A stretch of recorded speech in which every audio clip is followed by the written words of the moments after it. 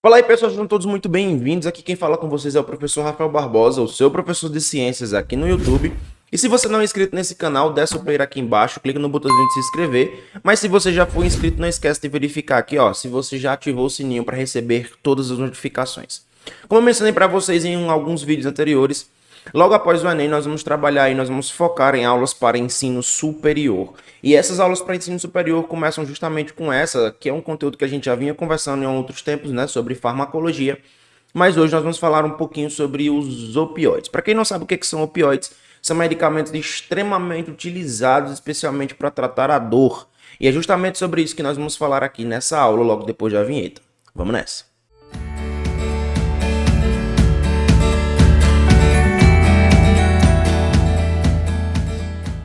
Bom, pessoal, e se tratando de dor, essa é uma das, digamos, uma das maiores dificuldades que nós temos na clínica médica, né? Então, tratar as dores dos pacientes é muito necessário e às vezes é muito complicado, porque é um processo muito subjetivo. Mas a gente pode definir dor como uma sensação desagradável que pode ser aguda ou crônica. E aí a gente pode discordar ou conversar um pouco sobre o que é um momento agudo, o que é um momento crônico, né? Existe divergência de tempo enquanto a isso. Mas como é um processo, como é uma sensação, como é sensitivo, é muito difícil a gente mensurar a dor e, consequentemente, encontrar ali uma terapia que seja ideal para aquele paciente. Mas é importante que a gente sempre lembre que a dor, ela é uma consequência geralmente de outras causas. E por conta disso, a gente precisa estar sempre esperto quando a gente recebe um paciente que apresenta essas características. E essa dor ela é consequência de processos neuroquímicos bem complexos no sistema nervoso central e periférico. E aí, diante disso, o alívio da dor ela vai depender do tipo específico, se ela é uma dor nociceptiva ou neuropática. Vamos dar um exemplo. Na dor artrítica leve ou moderada, que é uma dor nociceptiva, aquelas dores nas articulações, né? Que são aquelas dores mais, digamos, vamos dizer entre aspas, mais simples, mais comuns. Analgésicos não opioides, né? Assim como anti-inflamatórios não esteroides, eles já funcionam muito bem. Já se tratando de dor neuropática, que ela é tratada com opioide, geralmente essa dor neuropática está diretamente relacionada à cronicidade. Isso não é um padrão, tá, gente? Mas geralmente está relacionado à cronicidade. Elas podem responder, essa dor responde melhor também a anticonvulsivantes, antidepressivos tricíclicos ou inibidores da recaptação de serotonina e norepinefrina. Contudo, quando a gente trata dor grave ou crônica, maligna, por exemplo, geralmente a gente usa muito opioides em pacientes que têm uma terapia paliativa, por exemplo, em estado de metástase ou até mesmo pacientes que apresentam essa característica de estar em estado terminal de alguma doença que é crônica, né? A gente utiliza geralmente os opioides como o tratamento de primeiro plano, né? Os opioides, eles na verdade são fármacos naturais, semissintéticos ou sintéticos que têm efeito tipo morfina. Então a morfina é justamente o opioide mais importante e é ela que nós vamos dar uma cara maior aqui nessa aula, tá bom? Esses fármacos são divididos em classes químicas com base na sua estrutura, que é o que nós chamamos de relação estrutura-atividade. É muito comum a gente ver essa relação estrutura-atividade diretamente ligada à química medicinal, tá? Então a química medicinal também trata muito bem essas relações para trabalhar com novas descobertas de novos fármacos, tá? E clinicamente isso é muito útil, né, na identificação de opioides que têm maior possibilidade de causar sensibilidade cruzada em pacientes que têm alergia a um opioide em particular. O que é que ele está dizendo? Ele está dizendo o seguinte, olha, como a gente tem estruturas químicas muito semelhantes, é possível que, se um paciente apresenta alergia, né, ou sensibilidade a determinado tipo de farmacopioide, é muito possível que ele também apresente essa sensibilidade para os demais, por conta da estrutura química ser semelhante. Então, todos os opioides ele agem se ligando a receptores opioides específicos no sistema nervoso central, para produzir os efeitos que imitam os neurotransmissores peptídeos endógenos, como por exemplo, endorfinas, encefalinas e dinorfinas, ok? Embora os opioides eles apresentem um amplo espectro de efeitos, sua utilização é para aliviar dor intensa. E aí a gente precisa tocar num ponto interessante. Muitas vezes os pacientes eles apresentam dores que não são intensas, né, que naquele momento não são dores intensas, mas por já terem tido contato com fármacos opioides e esses opioides terem resolvido rapidamente a dor desses pacientes, é muito comum que eles queiram utilizar novamente e queiram fazer o uso crônico desses medicamentos. E aí é onde entra, por exemplo, a importância do profissional farmacêutico lá na farmácia. A gente pode instruir esse paciente e aconselhar o paciente, claro que avaliando seu estado de saúde e doença, né? Avaliando a característica de manifestação da doença. Tudo é um caso particular a ser avaliado, mas dentro dessa avaliação, a gente pode recomendar sim a diminuição para não causar uma tolerância desses opioides por conta do tratamento do paciente. O paciente, pessoal, ele quer sempre tratar muito rápido, da melhor maneira possível, mas nem sempre isso é 100% benéfico para ele, tá? Independente dela resultar ou não de cirurgia, lesão ou doença crônica. Entretanto, a ampla disponibilidade de opioides levou ao abuso, olha só, o abuso daqueles capazes de produzir euforia. Os antagonistas que revertem as ações de opioides clinicamente importantes, eles também são utilizados para casos em que há dosagem excessiva. Lembrando que nessa aula nós vamos falar apenas dos agonistas opioides. Em uma outra aula, se você quiser, claro, deixe seu comentário aqui embaixo, que a gente pode falar aí sobre as demais classes, né, sobre as demais atividades dos fármacos opioides. Bom, quais são os agonistas que a gente vai discutir aqui hoje? A gente vai falar dos agonistas potentes, como é o caso da alfentanila, da fentanila. Esse aqui é muito utilizado em centro cirúrgico, né? Em UTIs pelo Brasil é muito utilizado. Heroína, hidrocodona, hidromorfona, meperidina, metadona, morfina, oxodona, oximorfona e por aí vai, tá? Agonistas moderados, a gente tem a codeína, que a gente geralmente vê associado, por exemplo, ao paracetamol, tá? Antagonistas mistos, né? A gente também vai discutir em uma outra aula. Antagonistas, como é o caso da naltrexona. A naltrexona é muito utilizada também em pacientes que apresentam características de vício, né? Especialmente alcoolismo, tá? E outros analgésicos, como é o caso do tramadol, que nós podemos discutir aí em outras aulas. Esses opioides, eles podem ser classificados de acordo com essas três principais classes. Eles podem ser naturais, que aí a gente fala de preservação da estrutura química, tá? Preservação da estrutura química. Os semissintéticos, que são aqueles produzidos por substituição na sua estrutura, perfeito? Substituição na sua estrutura, geralmente se substitui um grupo funcional ou uma região que não é farmacofórica, né? Que é aquela região que gera atividade farmacológica do ativo. E os sintéticos, que são aqueles 100% desenvolvidos, beleza? Então a gente pode classificar basicamente dessas três formas. Lembrando a vocês que, por mais que a gente esteja falando de sintéticos opioides, é muito importante a existência desses sintéticos por conta da sua sensibilização a outros opioides que o paciente possa vir a ter, perfeito? Bom, a gente tem também a classificação deles de acordo com as ações. Então, a ação em receptor opioide a gente pode definir como agonista, agonista parcial ou agonista misto, né, ou atividade mista. Lembrando que esses agonistas podem ser totais, podem ser, como a gente chama, agonista total ou pleno, né, ou agonista parcial. Enfim, o agonista inverso. Então aqui a gente está trabalhando só com agonista e antagonista, só para deixar isso claro para vocês. Então a morfina é um agonista, digamos, pleno, né? Codeína também é agonista, assim como outros. Mas a gente tem, por exemplo, a buprenorfina, que é um agonista parcial. Já a nalbufina, que é um agonista misto, né? Tanto agonista em determinada dose, quanto antagonista em outras doses. E por aí vai. Mas você pode perceber que a maioria deles tem ação dentro dos receptores opioides como um agonista. Por isso é o foco dessa aula hoje. Então, quem é que são os receptores opioides, professor? Vamos lá.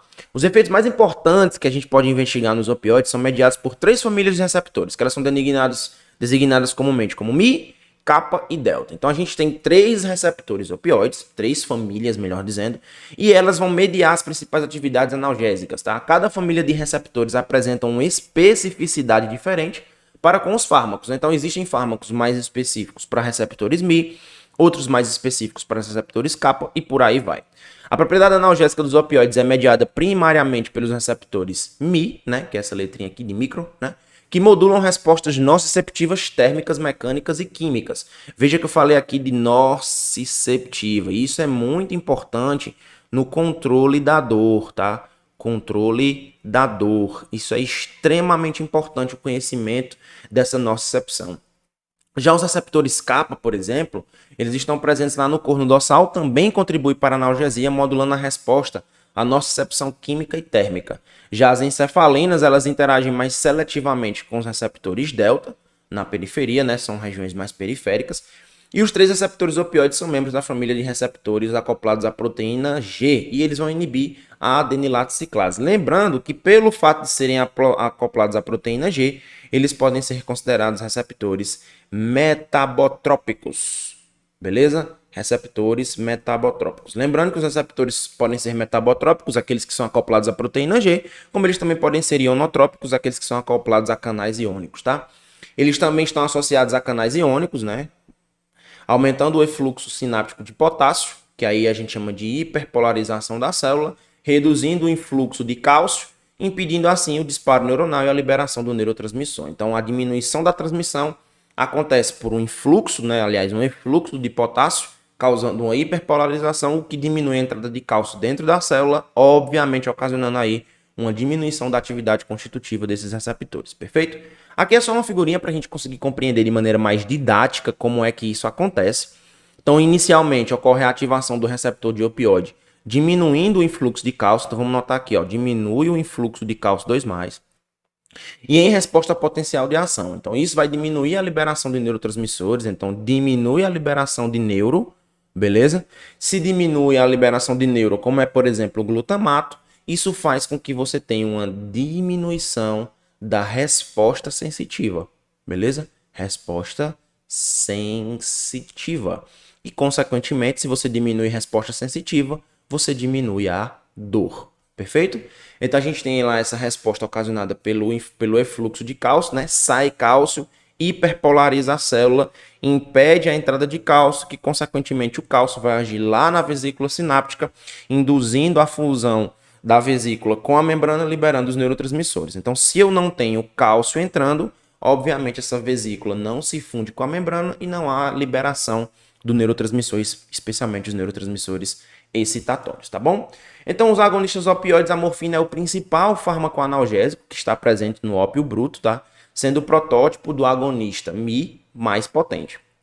Já a codeína também está presente no ópio bruto em menores concentrações e é menos potente, o que a torna o protótipo dos agonistas opioides fracos. É por isso que geralmente a codeína ela vem associada a um outro fármaco, geralmente um AINE, tá?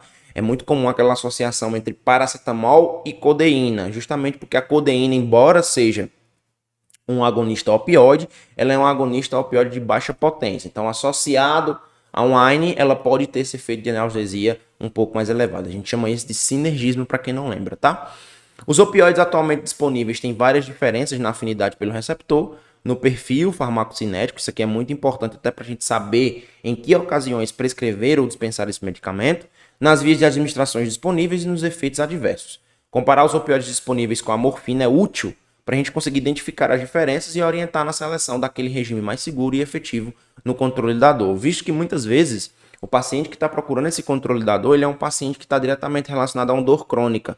Então, por conta disso, é necessário que a gente tenha uma relação de escolha, de seletividade, perfil farmacocinético e, consequentemente, o mecanismo de geração de respostas adversas, porque com base nisso a gente consegue escolher qual é a melhor figura, né, a melhor estratégia para tratar aquele paciente. Então, eu trouxe para vocês aqui duas tabelinhas, né, onde a gente consegue ter o opioide, certo? Quais são as vias de administração que a gente tem, beleza? E a gente consegue saber aqui os principais comentários sobre ele. Então, por exemplo, no caso da morfina, os metabólitos deles são eliminados por via renal e acumulam na insuficiência renal. Então, a gente já tem que ter um cuidado quando se trata de pacientes com insuficiência renal ou com outras drogas que agridem o sistema de filtração do sangue, né? Já o metabólito M3G não tem ação analgésica, mas pode ser neuroexcitatório, então pode induzir ali a atividade excitatória neural, causando algum tipo de dano ao paciente, dependendo da necessidade que o paciente tem, beleza? Já quando a gente fala, por exemplo, da metadona, ela já vai apresentar um número menor de vias de administração e ela já tem uma característica de ser uma mistura racêmica. Professor, o que é uma mistura racêmica? É quando você tem dois compostos, na verdade, você tem dois compostos, digamos assim, que têm atividade óptica, né? Ou seja, são compostos que ali dentro daquela mistura, eles têm atividade óptica, mas eles são em quantidades equimolares. Então, se você colocasse, por exemplo, uma luz polarizada sobre essa mistura racêmica, a luz não seria desviada. Para quem não sabe, pessoal, o centro óptico é aquele carbono, né, ou carbono quiral, que tem, na verdade, 4 ligantes diferentes, perfeito? E aí, quando eu tenho uma mistura racêmica, na verdade eu tenho dois compostos em quantidades iguais, mas um desvia a luz para a direita, outro desvia a luz para a esquerda. E aí eles são chamados de compostos quirais ou opticamente ativos. E aí, quando eu tenho uma mistura racêmica, ela pode ser, quando é um medicamento, ela pode ser alvo de isomerases, onde essas isomerases podem converter um isômero S em um isômero R e vice-versa, tá bom? E isso pode ser muito importante na hora de você escolher qual seria ou qual é o fármaco mais utilizado naquela condição. É óbvio, se você tiver ali um ativador enzimático, essas isomerases elas vão ser muito mais ativas. Se você tiver um inibidor enzimático, essas isomerases vão ser menos ativas. Isso é muito importante considerar, dependendo do tratamento do paciente. E claro, né, pessoal, da disponibilidade em ambiente hospitalar ou em ambiente de tratamento desse paciente, perfeito? Bom, aqui eu já classifiquei para vocês, né, como é que eles podem ser divididos, como naturais, semissintéticos ou sintéticos. E aqui eles estão, as respostas deles são diretamente relacionadas ao tipo de agonista que ele se torna, perfeito? E aí, para a gente discutir de maneira mais eficiente, a gente vai falar da morfina, tá? A morfina, que é o principal deles, a gente vai discutir aqui as principais características dela, e a partir dela, é óbvio, a gente tem aí um perfil um pouco diferente para cada um dos fármacos. Mas se você entende como funciona a morfina, você vai acabar entendendo quais são todas as características dos agonistas opioides. Então, o mecanismo de ação dela. A morfina e os outros opioides exercem seus efeitos principais interagindo estereoespecificamente, ou seja, aqui a gente tem uma atividade óptica quando relacionada à molécula, com os receptores opioides nas membranas de certas células do sistema nervoso central e em outras estruturas anatômicas como o trato gastrointestinal e a bexiga. Por isso que é muito comum o nauseamento, né, ou a constipação quando você tem um paciente sendo tratado com morfina. Então a morfina atua também em receptores kappa, na lâmina 1 e 2 do corno dorsal da medula espinal. Ela vai diminuir a liberação de substância P, que é extremamente importante na transmissão do impulso nervoso e na geração desse impulso para a formação do estímulo ali térmico-químico, né? Que modula a percepção de dor na medula espinal. A morfina também parece inibir a liberação de vários transmissores excitatórios nos terminais nervosos que levam a estímulos nociceptivos. Podemos citar como excitatórios, nesse caso, o glutamato. Perfeito? O glutamato também é importante nesse processo. O mecanismo de analgesia dela. A morfina e outros opioides causam analgesia, que é o alívio da dor sem perda da consciência. Isso é muito importante, tá? Então, nesse caso, ela atua como analgésico. É diferente de um anestésico, onde você pode perder a consciência quando você usa um anestésico, tá? E aliviam a dor, aumentando o seu limiar no nível de medula espinal, de forma mais importante, alterando a percepção de dor. O que é que isso significa? É como se você, tipo, chegou aqui, a gente sente dor. Então, o que ela faz? Ela aumenta esse limiar para que você perca essa percepção de dor, mas sem alterar seu estado de consciência. Os pacientes que são tratados com opioides continuam conscientes da presença da dor, mas a sensação não é desagradável. Se usa muito também em alguns procedimentos de exames, né? Exemplo, endoscopias. Euforia, né? A morfina produz uma forte sensação de contentamento e bem-estar, e a euforia pode ser causada pela desinibição dos neurônios que contêm dopamina na área do tegmento ventral. Então, como ela pode modificar essa relação de dopamina, você pode entrar num estado eufórico, e isso é necessário que você esteja observando. Êmese, né? A morfina estimula diretamente a zona quimiorreceptora disparadora da área póstema que causa êmese, ou seja, aquela vontade de vomitar. Aqui no Ceará a gente chama de engulhar. É assim mesmo, pessoal. A aula a gente tem que falar desse jeito. Engulhar, tá? Então você não tem aquela sensação de vômito, né? De vomitar. Bom, respiração. A morfina pode causar depressão respiratória, né? Causando dessensibilização ao dióxido de carbono dos neurônios no centro respiratório. Então a gente tem que ter muito cuidado com essa administração no paciente, porque se for um paciente que já esteja em parada cardiorrespiratória e haja necessidade da administração de um opioide ou de algum medicamento para aliviar a dor, é necessário o ajuste de dose para que essa depressão respiratória ela seja diminuída, caso ela venha a acontecer. Esse efeito pode ocorrer em doses normais de morfina em pacientes virgens, ou seja, que nunca tomaram esse fármaco, e ela pode se acentuar à medida que a dose aumenta, até que por fim a respiração para. Então ela é dose dependente, tá bom? A depressão respiratória é a causa mais comum de morte nos casos de superdose por opioides, tá? A tolerância e esse efeito se desenvolvem rapidamente com dosificações repetidas, o que permite o uso seguro da morfina para o tratamento de dor quando a dosagem ela é titulada corretamente. Então é aquela história que a gente já fala. A diferença entre medicamento e um veneno, né, e uma substância tóxica, nada mais é do que a dose. Então, quando você consegue saber exatamente a característica de titulação, ou seja, de doseamento daquele medicamento, e especialmente quando se trata de opioides, a gente consegue ter um limiar de dor bem estabelecido, fazendo com que o paciente tenha um tratamento com os menores efeitos adversos possíveis. Depressão do reflexo da tosse. Morfina e codeína possuem propriedades antitussígenas, é por isso que existem alguns xaropes com codeína, né, na sua constituição, que podem auxiliar justamente na tosse persistente, tá? Em geral, a supressão da tosse não se correlaciona bem com as propriedades analgésicas e de depressão respiratória dos opioides. Isso é importante lembrar porque geralmente quando você usa esses xaropes, você usa ele em doses muito baixas, tá?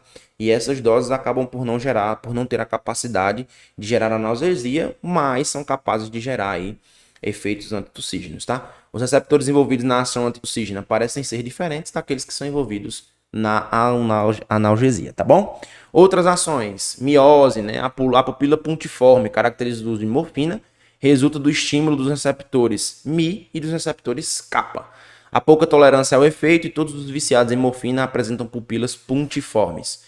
Esse fato é muito importante para o diagnóstico, já que muitas outras causas de coma e depressão respiratória causam dilatação da pupila. Então, miose, dilatação da pupila, midríase, contração da pupila. Perfeito? Já no trato gastrointestinal, a morfina, no trato gastrointestinal, ela alivia a diarreia ao diminuir a motilidade e aumentar o tônus do músculo liso circular intestinal. É tanto que pacientes que estão em centros cirúrgicos, é importante sempre fazer a monitoração pós-cirurgia, porque muitas vezes eles saem constipados, né? E essa constipação, ela pode gerar a longo prazo uma infecção hospitalar, né? Porque o paciente vai ficar ali muito tempo com as fezes presas, então isso dificulta muitas vezes, né, todo o processo de reabilitação do paciente, tá? Ela também aumenta o tônus do esfíncter anal e, no geral, a morfina e outros opioides provocam constipação. Então, olha que importante, com pouco desenvolvimento de tolerância. Perfeito? Já no sistema cardiovascular, a gente tem que a morfina em dosagens baixas não tem efeito significativo na pressão arterial ou na frequência cardíaca. Já em doses altas pode ocorrer hipotensão e bradicardia, né? Hipotensão, diminuição da pressão, e bradicardia, diminuição da contração do músculo cardíaco, tá? Devido à depressão respiratória e à retenção de dióxido de carbono. Isso é muito importante até no diagnóstico toxicológico, tá? Que vai ser uma aula que nós vamos ter aqui também no canal sobre toxicologia, tá bom? Então, assim, normalmente a morfina está contraindicada em indivíduos com lesão grave na cabeça ou no cérebro. Liberação de histamina. A morfina libera histamina nos mastócitos, o que pode explicar, por exemplo, um aumento da sensibilidade em alguns pacientes, causando urticária, sudoração e vasodilatação. Então, é muito importante observar esse parâmetro de sensibilidade. E para farmacêuticos, por exemplo, que estão trabalhando no serviço de saúde, que tem farmácia clínica, é importante sempre utilizar, especialmente em unidades de terapia intensiva, marcadores de histamina, né, ou de sensibilidade a medicamentos, que eles são muito importantes na hora da gente fazer uma farmacovigilância, na hora da gente observar a introdução desses marcadores, dependendo da necessidade do paciente. Por exemplo, o paciente está usando um medicamento, normalmente, do nada, ele passou a utilizar um antialérgico, que não fazia parte do padrão de tratamento para aquela patologia do paciente. Então, a gente já pode observar se existe ali um medicamento que causa essa sensibilidade com, digamos, com maior vigor, né, com maior facilidade. Exemplo, o paciente está usando morfina, imediatamente depois você percebeu que o médico começou a utilizar prometazina, por exemplo.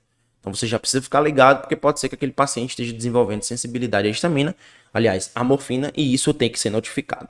Ações hormonais. A morfina ela vai aumentar a liberação do hormônio de crescimento e aumenta a secreção de prolactina. Isso é muito importante, tá? Especialmente para gestantes. Pode, né?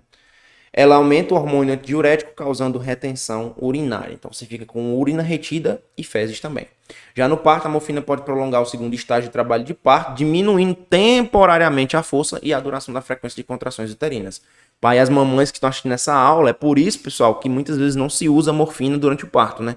Porque você vai ter que sentir dor, porque ela vai gerar uma diminuição nesse estágio, e essa diminuição nesse estágio dificulta o nascimento do bebê, perfeito?